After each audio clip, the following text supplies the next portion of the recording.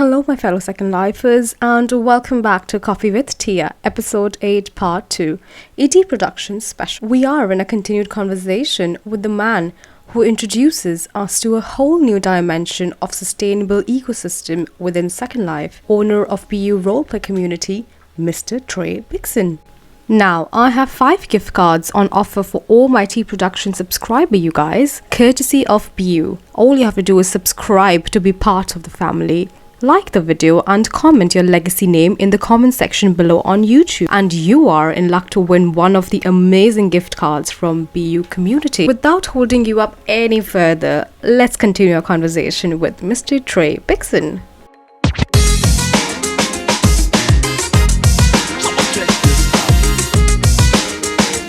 So Tre, we were speaking about the various professions within the Beyou community in part 1 earlier. So can you please talk to us more about what does each profession hold and what is the purpose of these professions, please, within your Beyou community? A lot of people meet inside of our communities and they build families. That's one of the things you can do.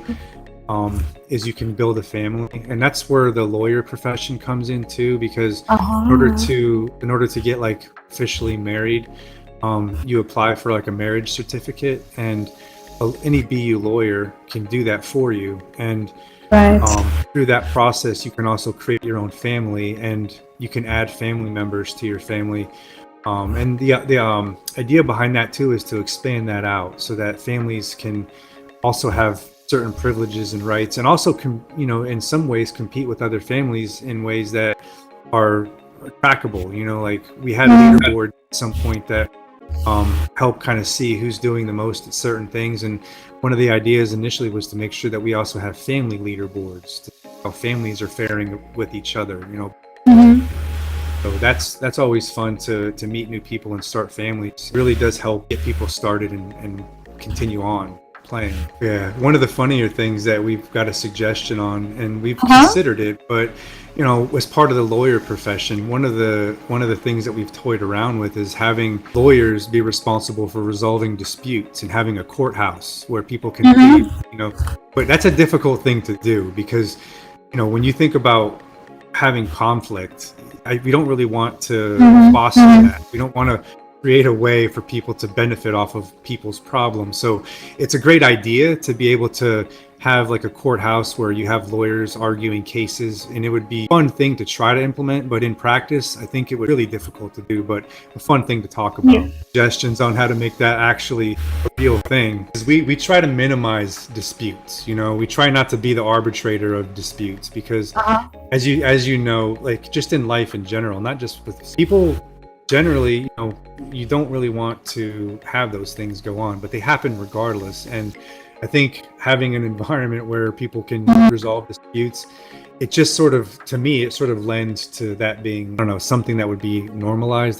We try to get away minimizing that as a good idea. So maybe that's one of the reasons why it never took off. So I think it brings sustainability as well, as you mentioned, and wow, I didn't know about that. But it's literally like entering a different country, really. Where you where you kind of have lawyers, and wow, that's amazing. Coming from your perspective, that's really important to have a harmony in the community, and any disputes that they have would be personal to them, rather than bringing it to the BU platform and having people dispute it over. Thank you so much, Tre, for sharing with us the whole Beyou ecosystem and how it's sustainable and how does it function, the roles within the Beyou community. All right, so swiftly moving on to my next question would be, what is your take on the new Premium Plus announcement made by Second Life? What do you think of it? And is it beneficial to the RP community?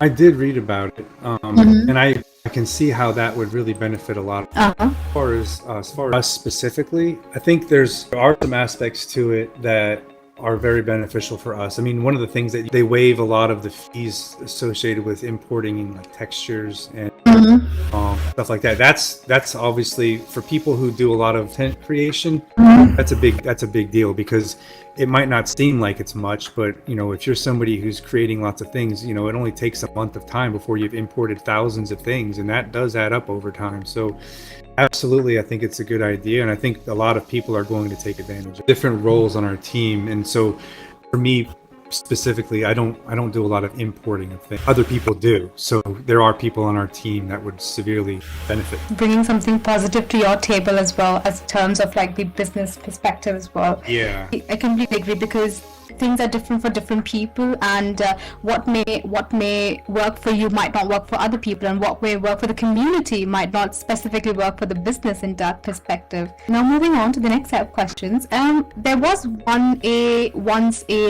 a HUD called Life HUD, which existed previous to Beyou.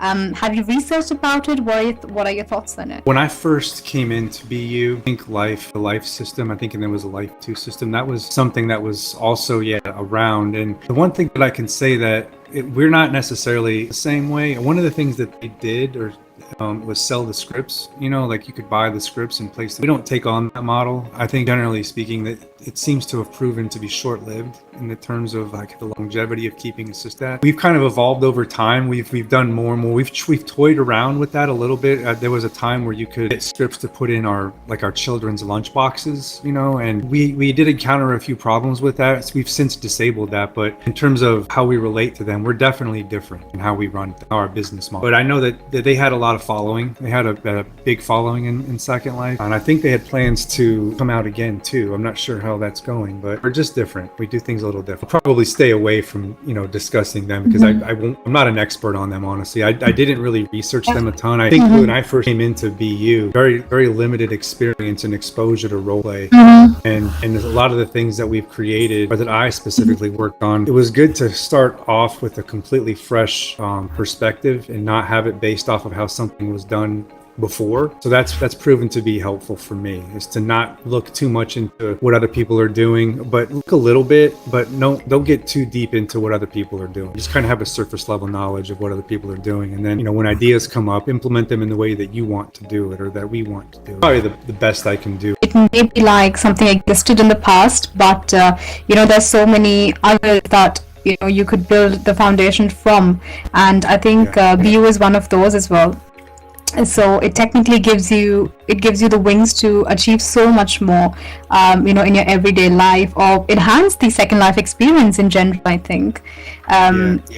Because in Second Life, if you what new people come in and they don't know what to do except from going around in clubs or just shopping around or something. But I think a channel like Beyou, a community like Beyou, I think it really inspires people to do something, with their time productively, meet some people, and use that time in a productive manner rather than just like wander off doing things. So for sure, it's a beautiful concept. Yeah.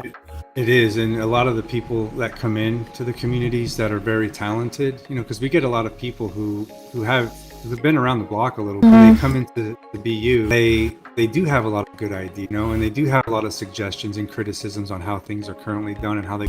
But one of the things I've come to know is that for every really good idea, there's always 10 reasons why you shouldn't do that. Like there's always a reason why that wouldn't be a good idea. You have to weigh those every time they come up, and like I said, we do take a lot of suggestions and we use them. We take them and we try to make them actually a reality, but not all of them seem to be applicable. That is definitely a very positive thing, and I think more and more you and your team, when you take the feedback on board, I think that really enhances the experience. So wonderful, brilliant. Okay, and being a roleplay community owner, what's the most satisfying moment for you? Most satisfying moment, it's a good one.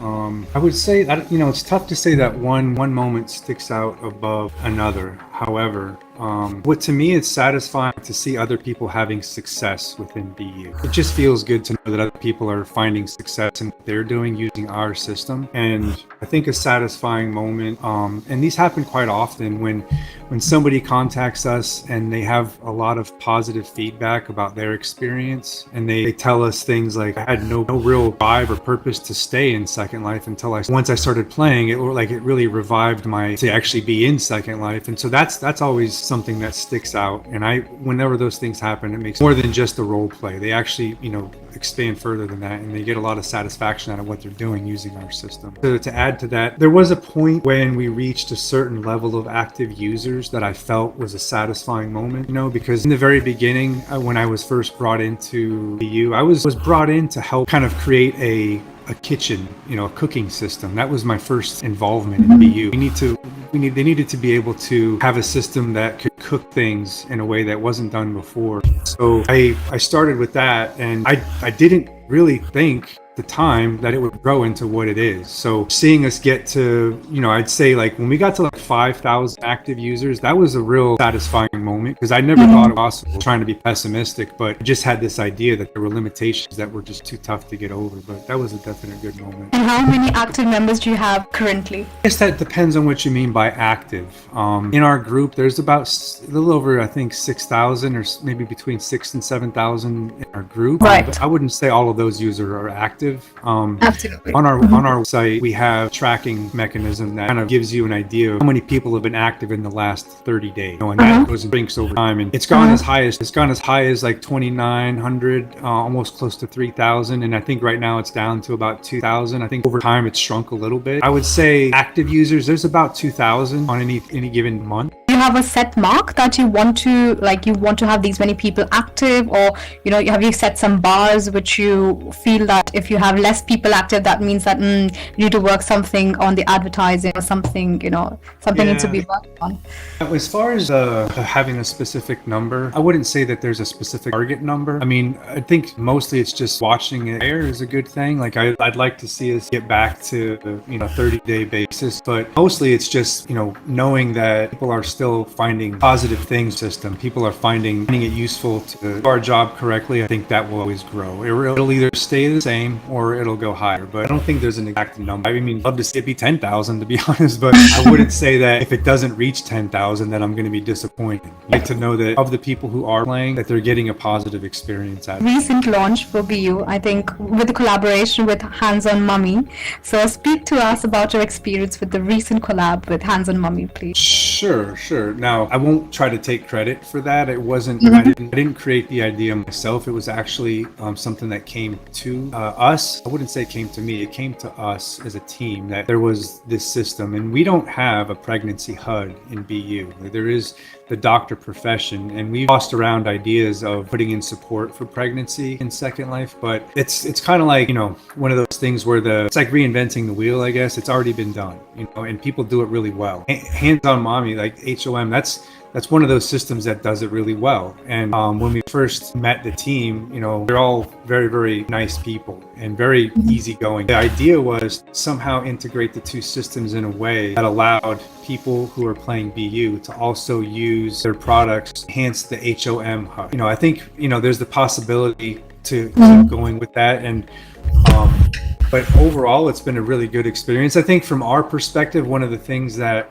was difficult to get over is that this was our first integration with any other. Just haven't done that in the past. I mean, there's been attempts to do this, but it's a very difficult thing to do, and it really takes patience and understanding, because it took a decent amount of time to get through the hurdles. But it was a very positive experience. I mean, I think that what we did was just like a tiny bit of what we could do. It was more like a proof of concept what we have right now. And we have the ability to go way further than we have. We have a lot of room to grow in that sense. So kind of like we've provided one grain of sand, and there's like a lot if we really wanted to. It just for both teams sort of deciding on what direction to go in. And as of right now, there's just one recipe that you can make, where if you make the recipe, the meal that you eat will improve your HOM stats too. It'll give you an improvement on that. It's been a very positive thing for me.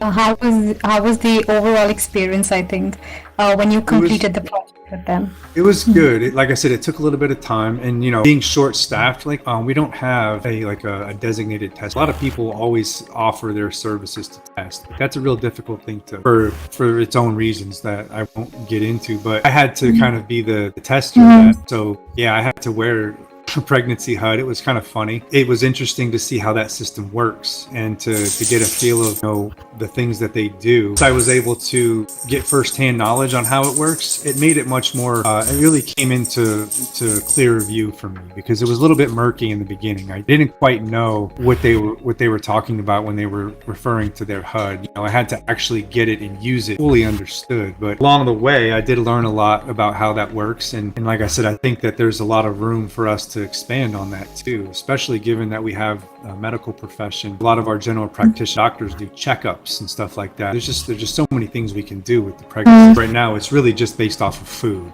and having healthy meals to eat for the HUD.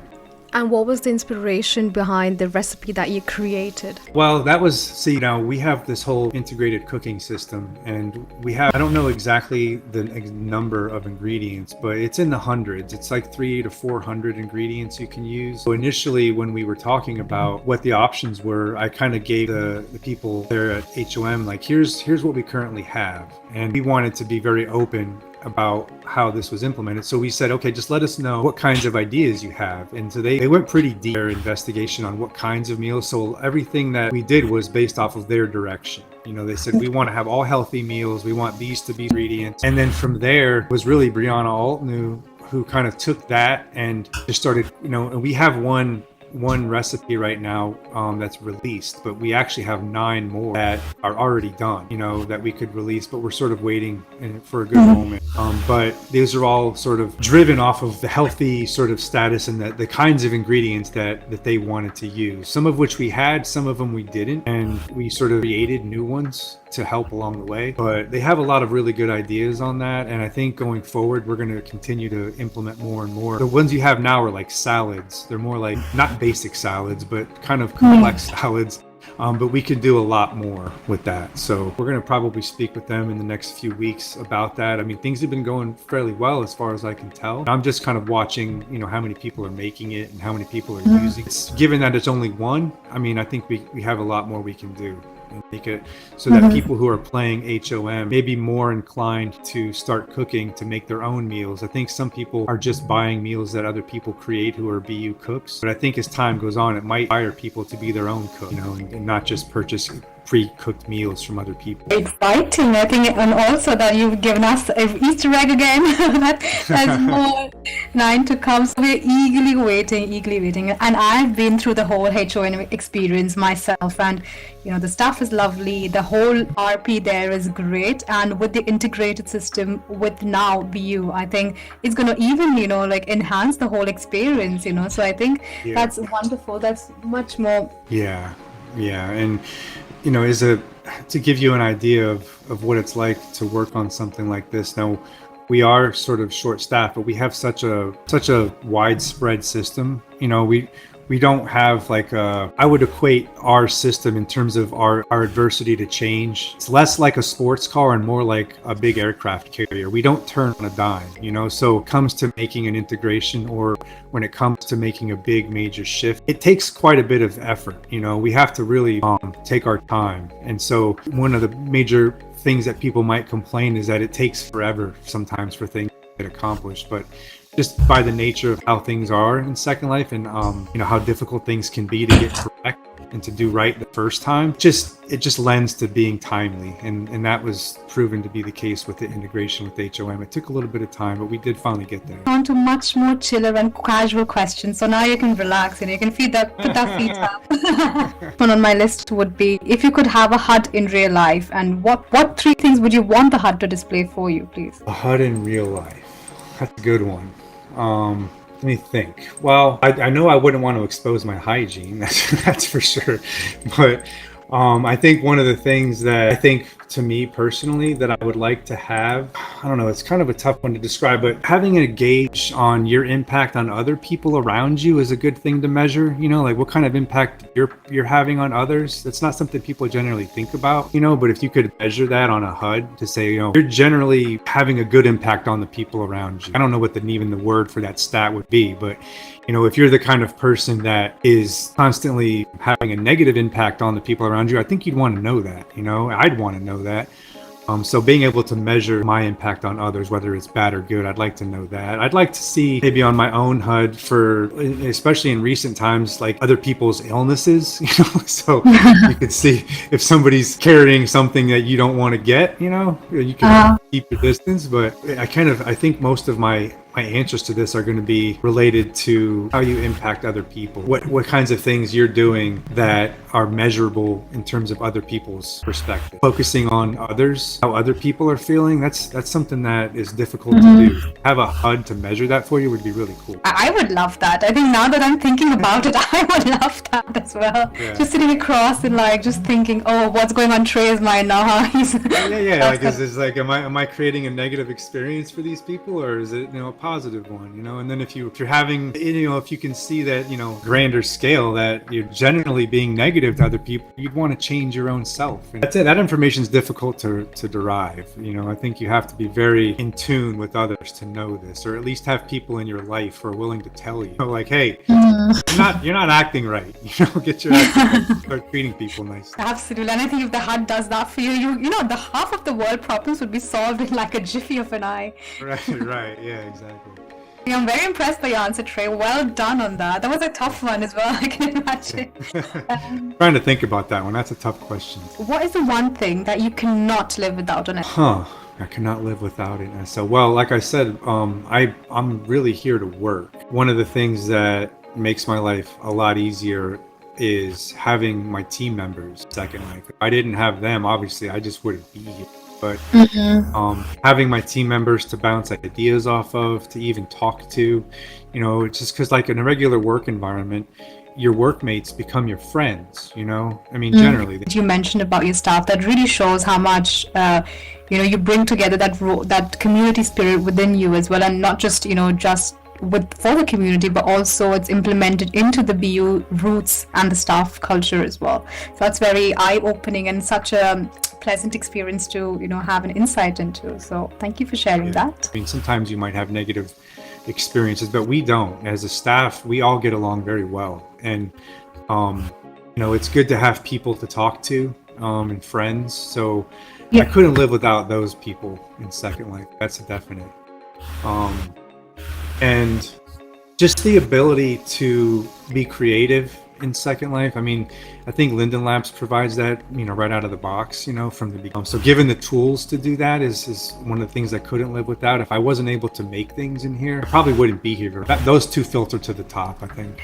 Sure thing. If you were to collab with any other RP in the future, or any other role-playing business or owner in the future, who would you suggest would be the thing for you? The answer to that is probably not what you think. The real answer to that isn't necessarily any particular type of business. Important things in terms of collaboration is the people behind the organization. It's more of the collaboration is more of kind of like, sometimes you come across new people and you just hit it off or you don't. Yeah. It's kind of one of those things where either you get along well or you don't. And one of the things behind collaboration that's important is that the people that we work with, we just seem to get along really well with, and they just seem to be kind of like along the same lines as us, that the way that we work, and to be very patient and understanding, and to not be confrontational, and to be very helpful to one another. That's more important than the actual idea behind the organization itself. Have best idea on paper, to have two systems collaborate, because they just seem to be so well suited to work together. But if being driven by people who have different values or different ideas on how to handle things, it could be a disaster. It could not work out at all. So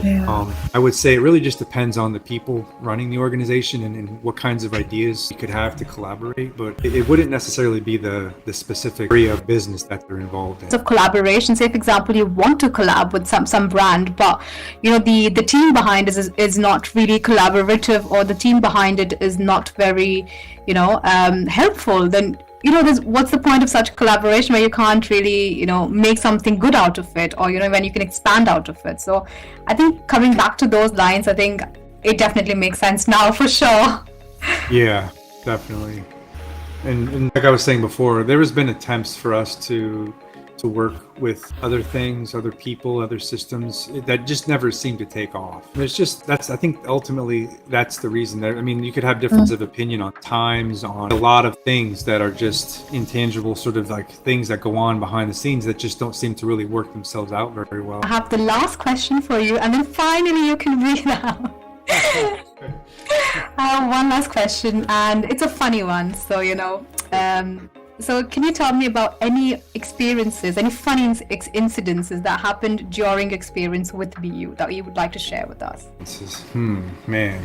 I mean, if I really sat down and thought of, there's been a lot. I guess it depends on whether you mean internally with staff or with the community. One of the funnier things that happened, and my team likes to give me a hard time about it, and I just joke about it because it's like sort of self-deprecating too. I mean, years and years ago, we started off with, around Halloween time, we did a zombie virus. It was really only intended to be done 1 year. We've done it 3 years in a row. We're probably not going to do it anymore because it's sort of played out by now, but in the very beginning, it was very fun for people to be zombies. And you got the way that it worked is that it was like, BU has a health and sickness system in itself. By nature, the illnesses you get, they're not contagious, so you can't get other people sick just by being around them. That was one of the things that's different about the zombie virus, is that you can actually be contagious. So if you have the virus, you get somebody else infected, and then they can infect other people. So it can spread very quickly. But you can also cure other people by essentially beating them up and killing them.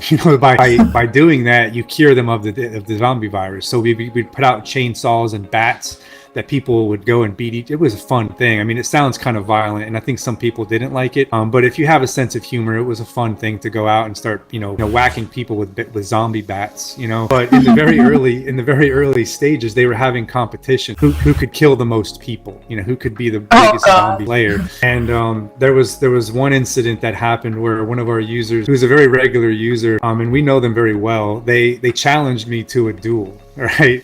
And I thought I'd be slick and script myself a bat that would kill them in one punch, because it took 20 hits with the bat in order to kill someone. And so I was like, okay, I'm gonna be impossible to beat. So I'm gonna script my own bat, and I'm gonna go out there and I'm gonna get one hit and it's gonna be over, right? It completely backfired on me because I didn't test my bat, and my bat did not work, right? And so this person proceeded to beat me up pretty well. Like, they beat me up to the point where it was a one-sided fight. Like, I didn't even get one hit in. They beat me up so bad that it was embarrassing, So ever since then, they just tease me like, yeah, you got beat up and all this stuff. But that was one of the funnier things that happened, and it was pretty funny. I gave them as a prize, I gave them a golden zombie bat because they beat me up, and it was intended they wouldn't even be able to do it at all, but they backfired on me pretty badly. So to this day, I still get teased about it. Whenever something comes up, they go, oh yeah, we're just gonna stick so-and-so on you and beat you up with a zombie bat, and I just have to be quiet because it's true. Like, I got beat up. Pretty funny as well.